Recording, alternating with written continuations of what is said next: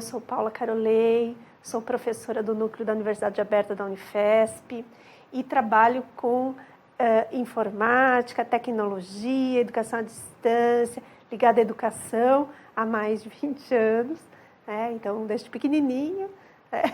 Então a gente tem trabalhado muito com produção de material didático, curso à distância, nos mais diversos dispositivos, formatos, pensar em várias dinâmicas. Então essa tem sido a minha vida, trabalhar com tecnologia e educação. Então eu estou trabalhando com vocês nessa disciplina em pensar ações educativas em saúde, mas fazendo essa conexão com o curso de vocês, que é informática em saúde. Então a tecnologia ele permeia essas ações educativas. É claro que primeiro a gente tem que pensar que tipo de ação educativa se faz em saúde. Muitas vezes fala, faz palestra, faz folheto, material didático, aula. Eu acho que é muito mais, tá? Ações educativas existem de diversas naturezas. E muitas vezes a gente não percebe que aquilo é uma ação e que a interação com o aprendente, o aprendiz, que muitas vezes é o paciente, ou muitas vezes é o outro colega, ou é um outro profissional da saúde, que também está numa situação de aprendizado. Então a gente tem que pensar como é que são esses aprendizados, como é que eles ocorrem na área da saúde. Então, por exemplo, quando um médico ele está passando uma prescrição para um paciente, é muito mais do que uma prescrição. Muitas vezes é um tratamento e a pessoa tem que compreender determinadas coisas e não só compreender, mas aderir ao tratamento. Entender que aquilo é importante, mudar comportamentos. Isso é o mais difícil na saúde de hoje em dia, que não é simplesmente algo que um medicamento resolve, Muitas vezes ela tem que mudar hábitos, tem que mudar uma forma de vida e para isso exige uma ação educativa. Então, um profissional da saúde também tem essa ação educativa. Então, a gente tem que pensar. Fora isso, hoje em dia, principalmente, tem uma mudança da lógica da preceptoria também. Então, os profissionais da saúde, não apenas os médicos, mas existe a preceptoria multiprofissional. Então, por exemplo, hoje em dia, o SUS ele está virando local de residência, local de receber estágio, com mais propriedade. Então, não apenas os hospitais, escolas, mas todas as ações de saúde estão servindo para educar. Educar os futuros profissionais, seja estágio, seja na questão da residência médica ou multiprofissional, mas também pensar na formação continuada dos profissionais, porque a gente não se forma mais numa faculdade, a gente se forma o tempo todo. Então, para isso existem os cursos à distância, existem as tutorias, monitorias, preceptorias, coachings em várias ações educacionais, e os materiais didáticos de várias naturezas. Hoje em dia, cada vez mais se vê aqueles óculos imersivos e outras coisas que podem acontecer. Então, a realidade aumentada, a realidade virtual, jogos, tudo isso são ações educativas.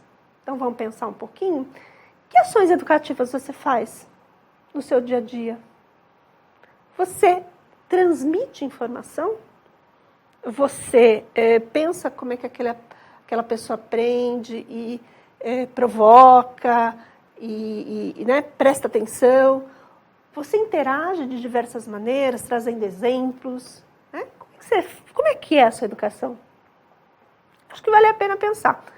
Vocês, no material que vocês receberam, ali também disponível, tem um texto que está bem explicadinho, pelo menos dando um panorama possível, sobre a questão dos movimentos educacionais. Normalmente se falam teorias, abordagens, eu gostei de movimentos, e eu estou usando muito essa palavra, porque é para a gente pensar como é que a gente se relaciona com o conhecimento e com o aprendiz. Então, as ações pedagógicas tradicionais eram muito transmissivas. Então, eu tenho todo um conhecimento acumulado, de uma formação sólida tal, e eu vou transmitir. Eu sou especialista e eu transmito.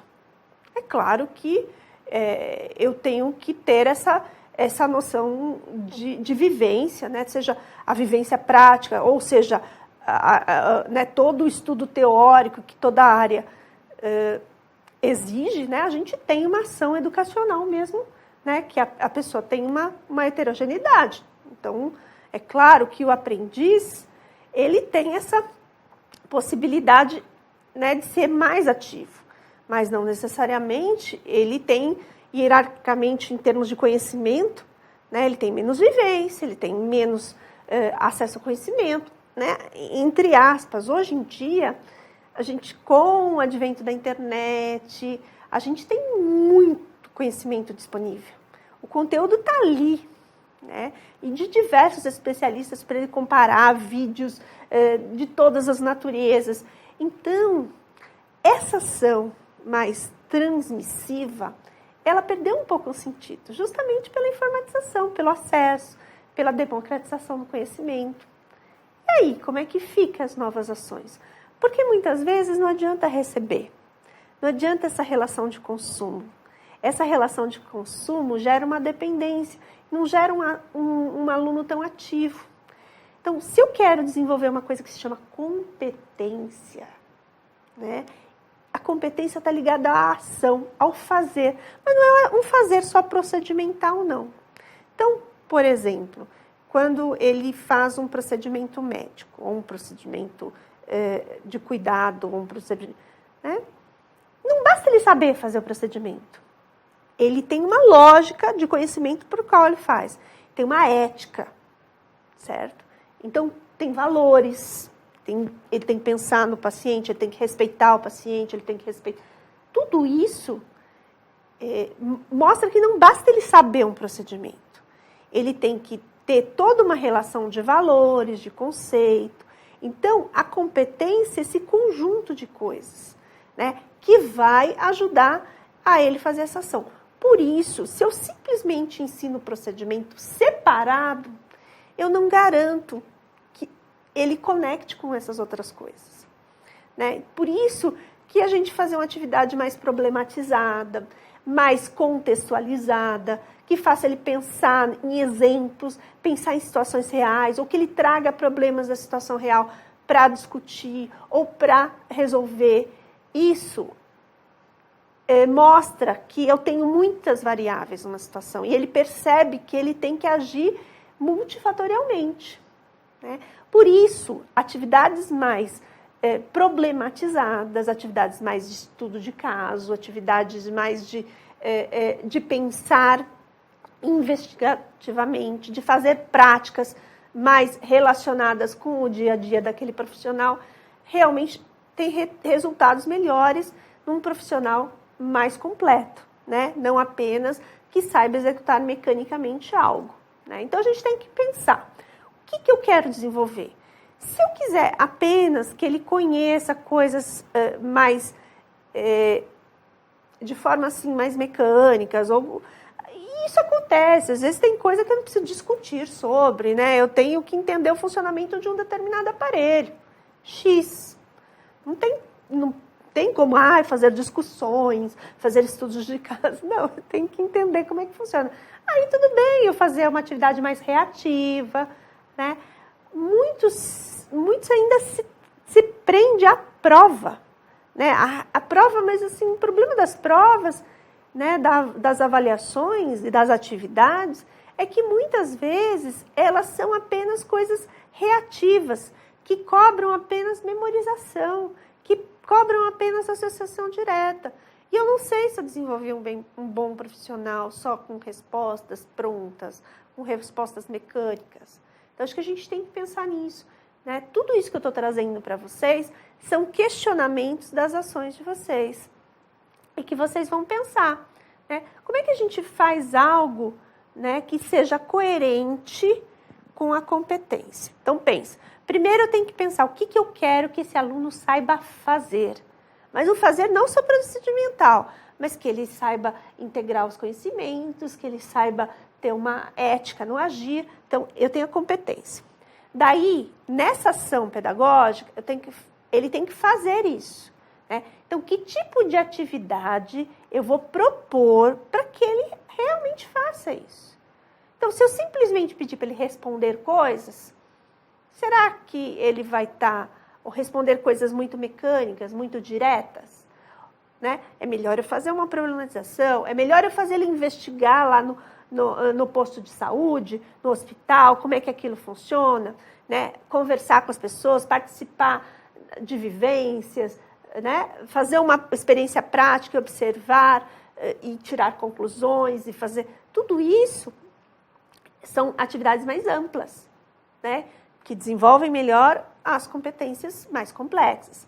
Né? Então, por exemplo, se eu vou desenvolver uma competência de liderança, eu não vou formar um líder fazendo ele responder perguntinhas reativas, não vou.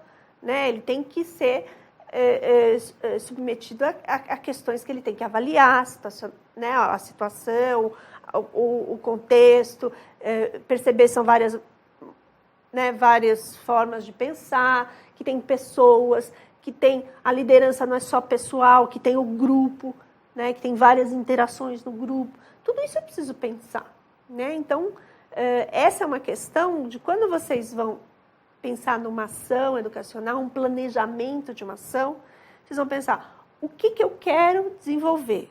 Que atividade eu vou propor? E como eu vou avaliar se ele conseguiu fazer essa ação? É sempre assim. Isso é uma ação educacional.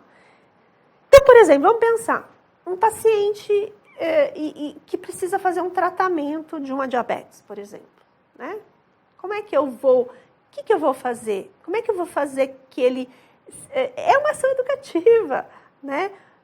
Basta eu explicar, olha, a diabetes faz mal, fazer uma apresentação, né? Porque muitas vezes a gente se apoia na exposição, uma bela exposição, cheia de recursos visuais, né? E agora cada vez mais sofisticados, né? Com 3D, não sei o quê.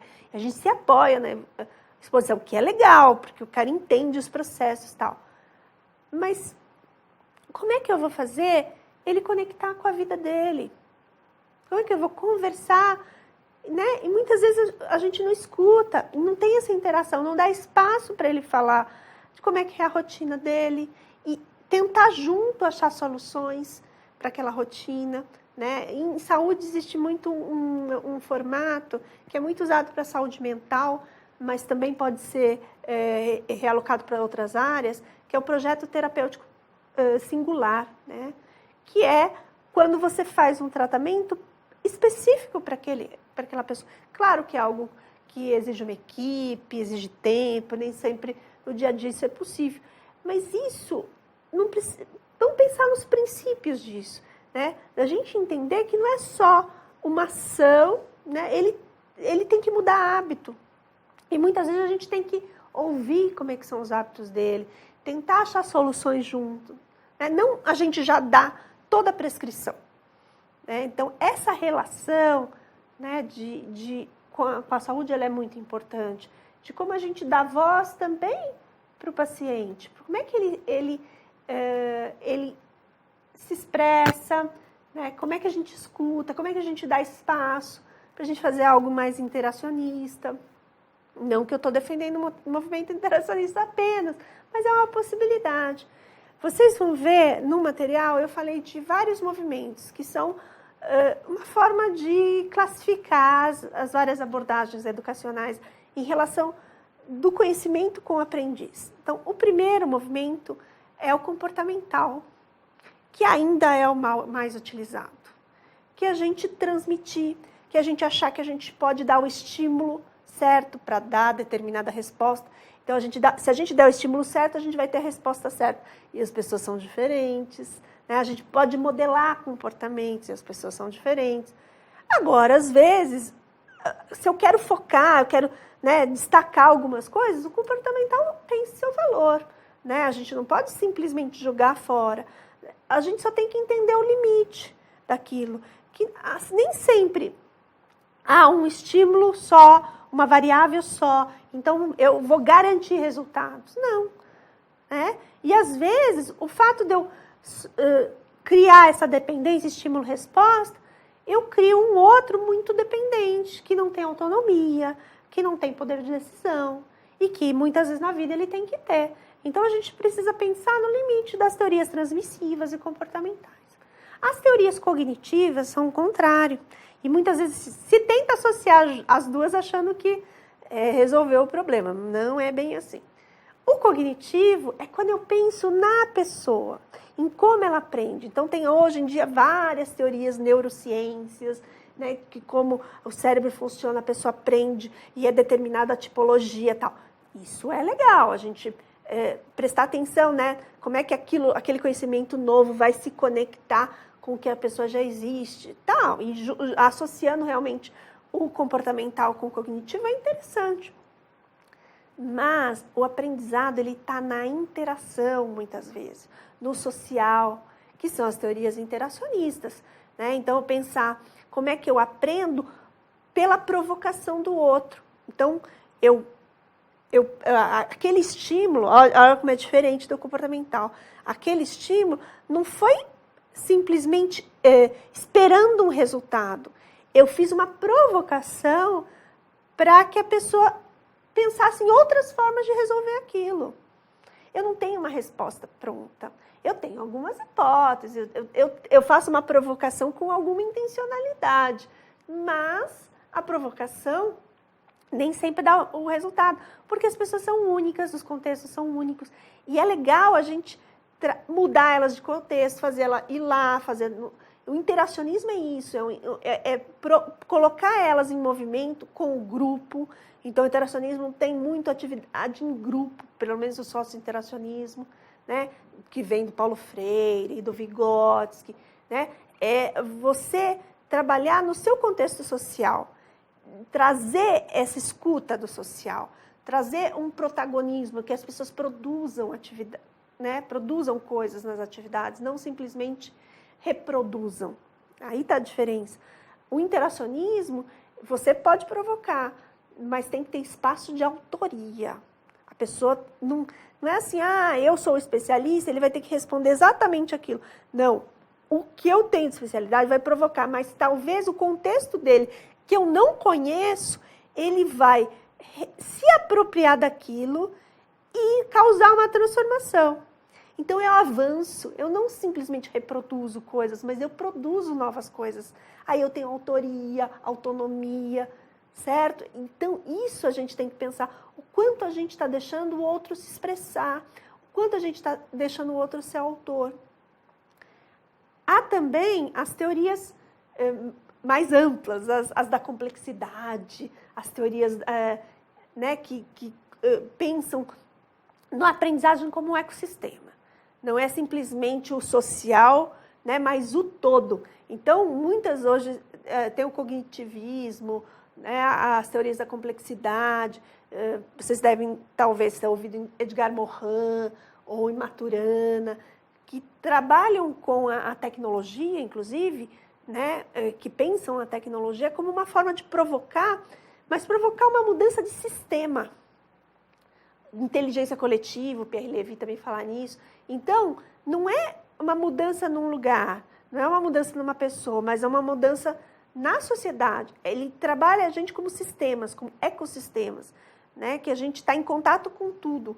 Então, essas teorias trabalham muito hoje com aprendizagem na rede, na internet, aprendizagem aberta, e como é que isso está transformando o mundo, como é que está transformando a nossa forma de aprender, né, de interagir. A gente tem que tomar cuidado com essas teorias, porque muitos reduzem. Falam, basta eu me conectar com a internet que eu estou aprendendo. Basta a conexão. E não é só isso, né? Porque cada um se apropria de um jeito, cada um valora de um jeito. Então, essas redes também são hierarquizadas e a gente tem que pensar nas relações que acontecem nas redes, né? Então, também a gente pode criar uma comunidade de aprendizagem. Não, então, pensa, informática em saúde, como é que a gente pode aprender nessa lógica do conectivismo? A gente pode criar comunidades de aprendizagem de pessoas que trocam informações. Isso é bem interessante, né? Que é uma aprendizagem que vai para todo mundo, é aprendizagem coletiva, certo? Existem outras teorias que podem ser apropriadas para a educação. Por exemplo, teorias que pensam na diferenciação.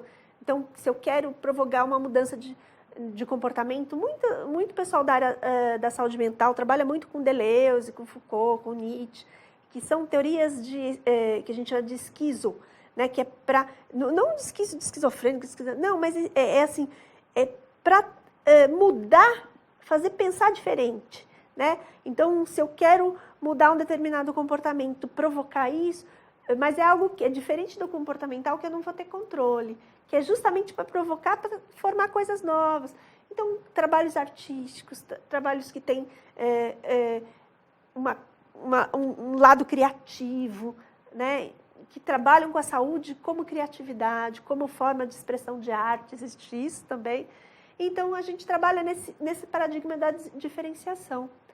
Também tem naturezas simbólicas, né, que pensam como é que eu trabalho com conteúdos mais inconscientes, simbólicos. Então, tem muitas terapias que trabalham com expressões simbólicas, então, para a pessoa trabalhar com a imaginação. E na imaginação, ela vai trazendo contextos e conteúdos internos e vai se trabalhando isso. Então, se vai trabalhando mais profundamente. Então, não é um aprendizado totalmente prescrito, controlado. É algo que eu vou trabalhando com as questões inconscientes, tornando-as conscientes, trabalhando. Né? Então, isso também é um tipo de aprendizagem, que é a aprendizagem simbólica, né? Que a gente tem um representante do Brasil, que é o Carlos Baiton, ele fala muito da pedagogia simbólica, né? Como é que essas questões mais inconscientes podem ser trabalhadas na educação. Então, tem todo esse panorama, tá? A ideia não é que vocês adotem um tipo de movimento e falar, bom, isso é o que eu acredito e é o que eu vou seguir. Não, ciência não é crença. O que a gente tem? A gente tem que perceber as nuances de cada um desses movimentos e perceber o que cabe em cada contexto, o que é coerente em cada contexto. Então, se eu quero simplesmente ensinar um procedimento, uma coisa, né, mais que ele tem que seguir. Então, por exemplo, tem procedimento na saúde que tem que ser seguido. A forma de lavar a mão, a forma de asepsia, tem uma série de coisas, não tem o que discutir, tem que fazer. Então, tem uma série de coisas comportamentais em relação a isso que não tem problema, né? Então, e tem que garantir que isso aconteça. Mas tem coisas que eu tenho que dar mais autonomia para quem aprende, que ele tem que ser capaz de produzir, de discutir, né, de pensar sobre. E aí eu tenho que ser mais interacionista. Se eu trabalho com um coletivo grande, eu tenho que pensar nas teorias mais conectivas, né, nas que pensam no todo, certo? Então, são essas questões que a gente tem que pensar, tá? Não é que tem uma melhor ou pior, tem a coerente com a competência e o movimento que eu quero desenvolver. Então, vocês vão pensar isso nas atividades de vocês, eu quero que vocês reflitam. E tudo isso vai depender da atividade que eu proponho também, certo? Então, claro, se eu quero ou atividade, ou estratégia pedagógica, mas se eu quero que a pessoa simplesmente entenda alguma coisa, compreenda alguma coisa, eu faço uma exposição. E depois faço uma pergunta reativa para ver se ela entendeu ou não. Tá? Mas se eu quero que ela analise, se ela transpõe aquilo para a realidade dela, que ela transforme a realidade dela, eu tenho que fazer atividade de investigação, de prática, de discussão. Né? A discussão é legal, mas é quando acontece a discussão, quando pessoas trazem os seus diversos pontos de vista em relação às suas práticas, tá? Existe uma diferença entre opinião e um ponto de vista fundamentado. Tá? Então, eu tenho alguns elementos, alguns conceitos, e a pessoa vai trazer a sua prática ou sua experiência pessoal a partir daqueles elementos que foram elencados no curso. E aí é assim que eu medio a discussão. Não é simplesmente, eu acho isso é mais legal. Tá. Qual é o impacto no seu contexto? Então, são questões que a gente que trabalha com ações educativas tem que prestar atenção. Bom, além disso, além de pensar nas ações, né, os movimentos e as ações que a gente vai fazer educacionais, é interessante pensar nos materiais didáticos, porque as ações educacionais estão presentes no material didático. Eu criei um material didático com uma determinada característica. Então, os materiais didáticos, eles têm também uma ação educacional internalizada, né? Então, por exemplo, se eu tenho um material, e muitos materiais de saúde são assim, que é meramente explicativo. Eu explico, o conceito é esse, é assim que funciona, tal. Qual é o problema disso? Eu estou sendo dogmático. Eu estou explicando aquele conceito, claro que é interessante para a pessoa entender, mas todo conceito em saúde, em ciência, vem de alguma experimentação, vem de alguma evidência. Se eu não disser e não contar como é que se chegou à conclusão daquele conceito, eu vou tratar como se fosse a Bíblia. Eu estou dando coisa pronta. Ele não sabe de onde veio, e ele acredita ou não. Então, o material didático, ele tem algo muito especial, que é contar a história, quais foram as evidências, como é que se chegou naquela conclusão. Muitas coisas eu não vejo, muitas coisas, né? Eu tenho evidências experimentais, eu tenho vários testes que me chegaram naquilo. Então, é interessante que o material tenha essa lógica investigativa, essa lógica científica, para a pessoa entender, senão eu não formo cientistas, eu não formo pessoas críticas, eu formo pessoas que simplesmente acreditam e reproduzem. Então, se eu quero que ela entenda como os processos acontecem, eu tenho que descrever, né? Então, o material, ele tem que ser muitas vezes, dedutivo. Eu, particularmente, trabalho com jogos e eu gosto muito de jogos, mas muitos jogos são ruins também, porque também são estímulo-resposta, né? Então, eu vou avançando, vou ganhando premiação, né? Se eu responder certo. E também não é isso. Mas tem muitos jogos que fazem você descobrir coisas. Então, muitos materiais são legais quando eu posso explorar, quando eu posso descobrir. Então, vocês que estão trabalhando com informática em saúde, pensem, como é que eu trago para a pessoa uma experiência? Não simplesmente um caminho único que ela tem que dar o passo a passo, né? Mas que ela teste hipótese, para que ela... Claro que a programação é mais difícil, né? É muito mais fácil dar, né, um comando, mas vocês estão aí para pensar como é que eu faço sistemas mais complexos que a pessoa possa explorar, que a pessoa possa simular. O simulador é muito interessante, mas não no sentido só de demonstrar como acontece um fenômeno, mas para eu testar. Se eu colocar essa variável, o que acontece? Se eu mexer nessa, o que acontece? E aí eu vou testando hipóteses. Veja como isso é interessante. Isso é importante no material didático. Eu ter algo que a pessoa tenha mais agência, eu posso decidir e não simplesmente fico olhando, né, uma reprodução, fico consumindo. Em relação à informática, outra coisa interessante que tem, em termos de materiais didáticos, são as questões que chamam plataformas adaptativas. As plataformas adaptativas, que são um grande boom, que pensa assim, eu vou testar as respostas dos alunos e, de acordo com as respostas, eu vou direcionando ele para reforço, eu direcionando ele para novas atividades. Isso é interessante, não é ruim não, né? O problema é como isso é apresentado. Eu acho que toda essa questão de banco de dados, de Big Data, de usar os dados das pessoas para melhorar a experiência delas, são interessantes, na medida que elas tomem conhecimento do processo, né? Se eu deixo o algoritmo decidir tudo, ou seja, o que eu estou dizendo? Por exemplo, a pessoa fez uma atividade, e aí o programa diz, você tem que fazer essa aqui pela sua pontuação, pelo que você respondeu, recomendamos essa atividade. Tá. O que aconteceu? Ela não ficou consciente do seu processo.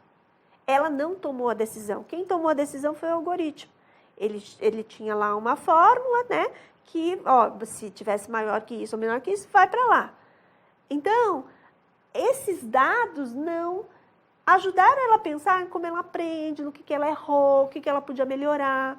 Muitas vezes, o legal é pegar esses dados de como ela respondeu e dar para elas uma forma de visualização. Olha, você teve mais dificuldade nisso e nisso. Recomendando, tem esses e esses caminhos, recomendamos esses e esses por causa disso, disso, disso. Ou seja, dá sugestões que mostrem, dê uma visualização sobre o processo e ela tem o poder de escolher. Então, a informática, ela não pode tirar o empoderamento da pessoa, não pode decidir por ela. Quando a gente informatiza as coisas, né, a gente padroniza, a gente programa. Isso não é ruim, porque tem coisas que podem ser programadas. Mas a gente tem que pensar o que pode ser programado e o que não pode ser programado. Tem coisas que não podem, tem coisas que são subjetivas e tem que ser. Né? Então, como é que eu lido com isso? É o grande desafio de quem trabalha com informática para essas áreas da saúde, da educação. A gente separa bem o que eu posso padronizar, que vai me facilitar os processos, ou que vai dar ganhos para a pessoa ter conhecimento, e processos que eu não posso padronizar. Tá? Então, tem coisas que eu não dá, e a pessoa tem que escrever, tem que ser autora, não tem como eu padronizar. E tem coisas que não, eu posso. Claro, por exemplo, eu posso, vocês devem ter visto alguma coisa disso, tem formas de você indexar a resposta delas, de fazer busca, né, semântica. Sim, mas isso também tem suas possibilidades e limites, eu tenho que entender. Eu tenho que tomar cuidado com as conclusões que eu tiro, eu tenho que tomar cuidado para não reduzir. Então, por exemplo, eu vou, se ela mexer o olho assim, eu vou concluir isso. Né? Então, a gente tem que tomar cuidado. Eu vou fazer certos diagnósticos que são espectro de coisas por um único elemento. Então, a gente tem que tomar muito cuidado com isso. E a educação também. Eu não posso classificar a pessoa como uma tipologia ou como um comportamento, ou a partir de um único dado. A gente tem que tomar cuidado. Então, por exemplo, uma coisa que se faz muito, se fala hoje em dia em tipologias de aprendizagem. Tá? Então, tem tipologias psicológicas, são pessoas que são mais intuitivas, são pessoas que são mais observadoras, são pessoas que precisam de mais dados, outras não, outros conseguem fazer relação com a imagem, tem pessoas que são mais visuais, pessoas, né? Então, se fez várias padronizações disso e se tem adaptação de material para as pessoas. Mas isso tem um problema. Por exemplo, eu faço a pessoa responder um teste e aí eu adapto o material para esse teste. O que vai acontecer? Eu não estou oferecendo para essa pessoa um desafio, né, de ter um material diferente, para a tipologia diferente dela, para ela se desenvolver. Então, por exemplo, se a pessoa é visual, eu só dou o visual para ela e não dou os outros elementos. Eu não vou dar chance dela se desenvolver. Né? Eu não faço desafio a ela. Então, isso também é um problema. Né? Então, a gente tem que tomar cuidado com esses elementos que são importantes. E, cada vez mais, na área de saúde, vocês estão vendo aí, a gente está desenvolvendo sensores. Então, sensores de temperatura, pressão e de N coisas. Eu vou mostrar uma coisa para vocês.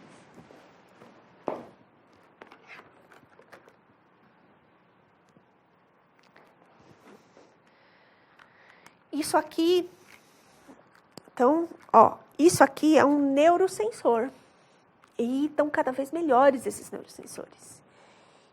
E, claro, eles têm uma interferência ainda, tal, mas dá para ver vários tipos de ondas. Dá para ter vários inputs de como a pessoa está reagindo, se ela está focada, se ela não está focada, se ela tem uma ação mais tranquila, se ela está nervosa, né? Dá para ver as expressões faciais, e hoje em dia cada vez mais se está lendo as expressões faciais. Então, o que acontece com isso? Isso aqui, eu posso ver ondas, isso pode ser transformado em dados, isso pode ajudar a gente a ver como essa pessoa está reagindo, né? Inclusive para a educação, tenho trabalhado com isso em relação Jogos, então como é que as pessoas se focam ou não nos jogos, tal. Só que isso tem que ser sempre contextualizado. Eu não posso simplesmente criar um padrão, né, e classificar uma pessoa apenas por esses dados. Então, tem coisas que são interessantes mesmo, né, vai fazer diferença, vai causar impacto no estudo, mas a gente tem que sempre ter um olhar mais amplo e ver que as coisas são múltiplas variáveis, tá? Então, essa mensagem que eu queria deixar para vocês, que vocês tenham essa correlação, ação, multiplicidade, contexto na educação, tá? Não é simplesmente uma fórmula, não tem um formato de o que é educar bem. Eu tenho que perceber o contexto, eu tenho que perceber o movimento que aquele contexto exige e escolher as melhores estratégias, escolher as melhores atividades, escolher as melhores formas de avaliar, tá certo?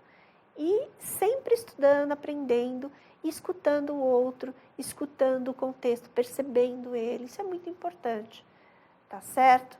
Então, muito obrigada por é um prazer estar falando com vocês. Então, aqui também eu estou fazendo um material instrucional, né, que eu estou contando um pouquinho, né, dando exemplos, para ajudar vocês a pensar sobre a vida de vocês e como vocês educam em saúde das ações educativas que vocês fazem, tá? Então, leiam o material, façam as atividades e bom curso para todos. Obrigada.